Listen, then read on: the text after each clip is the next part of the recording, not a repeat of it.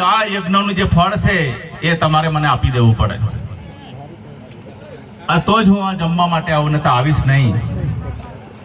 ત્યારે પાંડવો પાછા આવે છે અને દ્રૌપદીને મળે છે અને કહે છે કે ભાઈ આવી હાલત છે અને આપણને ફળ મળે એવું નથી. તો એ દ્રૌપદી જાય છે, એમને કહે છે કે હે મુનિવર,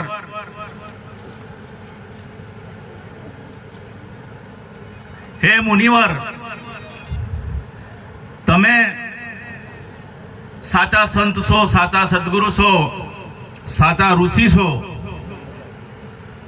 તો તમારી પૂજા કરવાથી, તમારો નમન કરવાથી કેટલું યજ્ઞ મળે, કેટલું યજ્ઞનું ફળ મળે?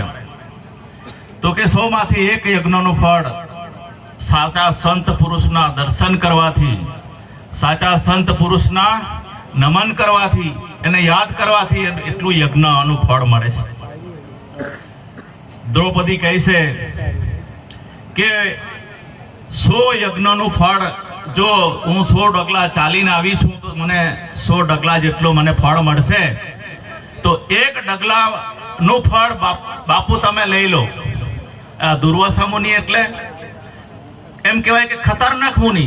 દુર્વાસા મુનિ જો શ્રાપ આપે ને, ભલા દેવો પણ એનાથી ડર પામી જાય, એવા દુર્વાસા મુનિ હતા, એમનાથી ઘણા બધા ડરતા. ત્યારે દ્રૌપદીના વિચારો અને વાણી સાંભળીને